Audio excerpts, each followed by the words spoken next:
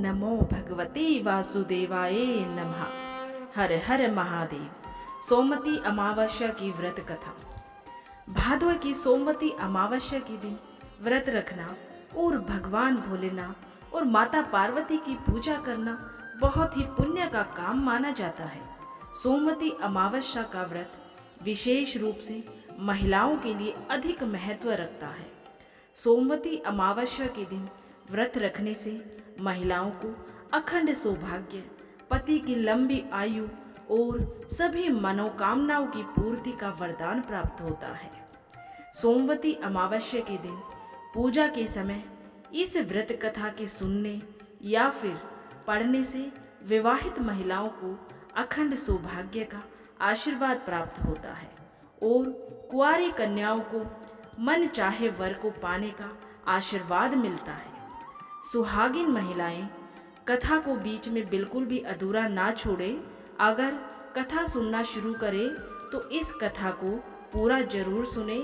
इस कथा को सुनने मात्र से ही असीम सुख और मन चाहे फलों की प्राप्ति होती है और इस कथा के बिना सोमवती अमावस्या की पूजा भी अधूरी मानी जाती है।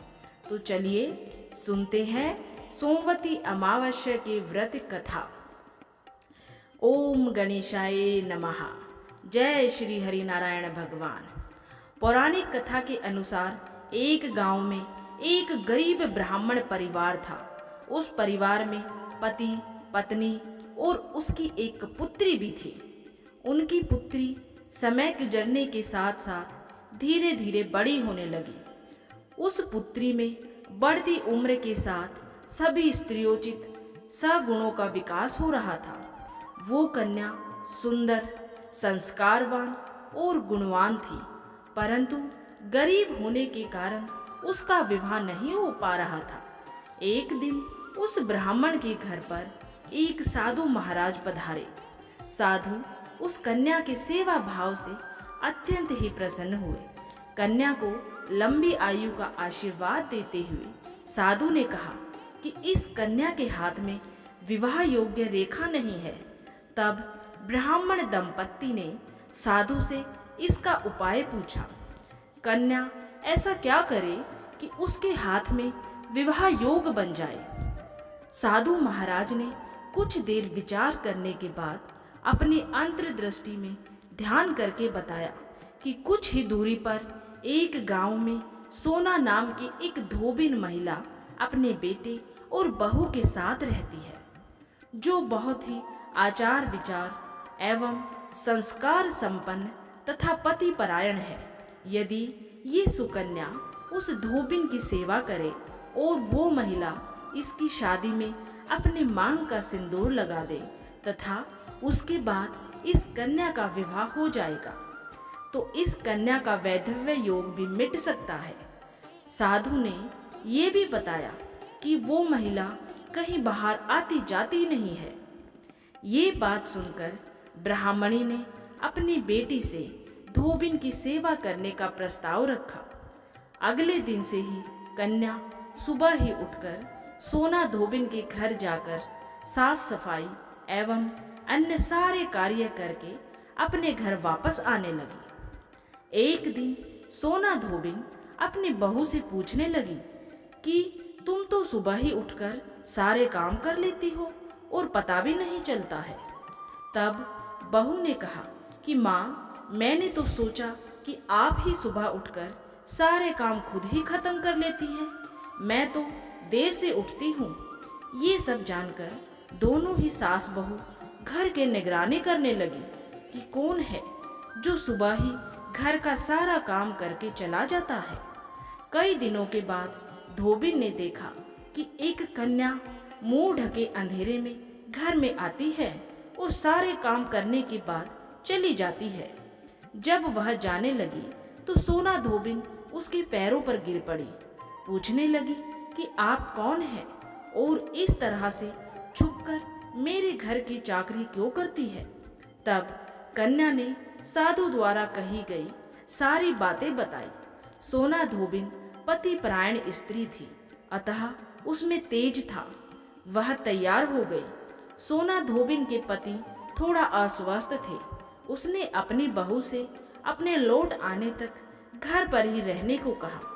सोना धोबिन ने जैसे ही अपने मांग का सिंदूर उस कन्या की मांग में लगाया, सोना धोबिन का पति मर गया। उसे इस बात का पता चल गया। वह घर से निराजल ही चली थी। ये सोचकर कि रास्ते में कहीं पीपल का पेड़ मिलेगा तो उसे भंवरी देकर और उसकी परिक्रमा करके ही जल ग्रहण करेगी। उस दिन सोमवती अमावस्या थी। ब्राह्मण के घर मिले पुए पकवान की जगह उसने ईंट के टुकड़ों से 108 बार भंवरी देकर 108 बार पीपल के पेड़ की परिक्रमा की और उसके बाद जल ग्रहण किया। ऐसा करते ही उसके पति के मृत शरीर में वापस से जान आ गई। धोबिन का पति फिर से जीवित हो उठा। तभी से इस कथा के बिना सोमवती अमावस्या की पूजा अधूरी मानी जाती है। बोलिए श्री हरि नारायण भगवान की जय। अब अमावस्या पर हर किसी को सुननी चाहिए पितरों को मुक्ति प्रदान करने वाली गया जी की कथा। तो चलिए जानते हैं आग्नेय महापुराण की एक कथा के माध्यम से कि कैसे एक असुर का शरीर बन गया पावन तीर्थ स्थान। एक असुर कैसे बना पितरों के मोक्ष का कारण। एक समय की बात है, एक असुर था गयासुर भगवान श्री हरि नारायण को प्रसन्न करने के लिए घोर तप करने लगता है। उसके तप के प्रभाव से सभी देवी देवता परेशान हो जाते हैं।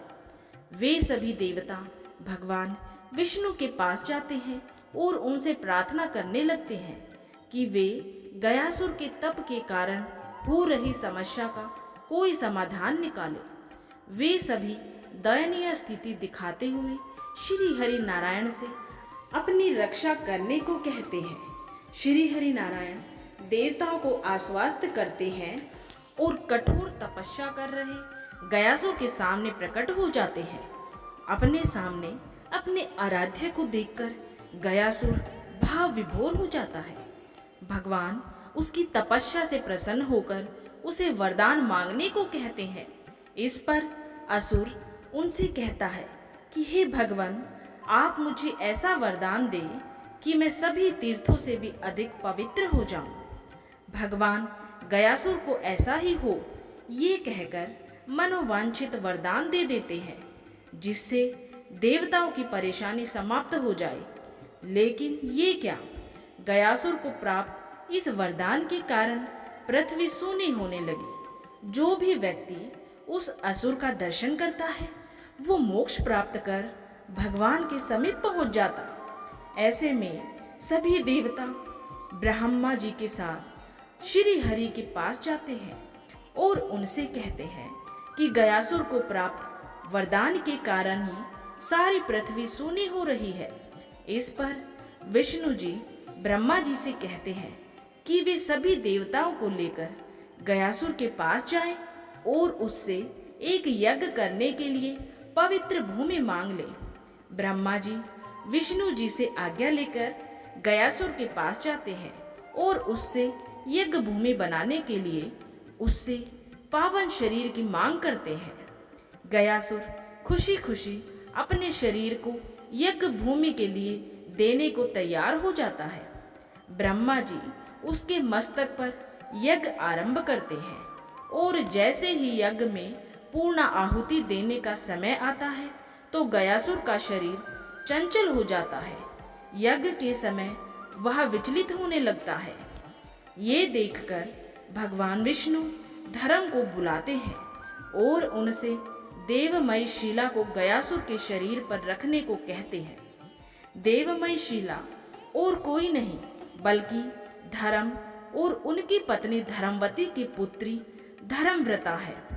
धर्मव्रता का विवाह ऋषि मरीचि से हुआ था।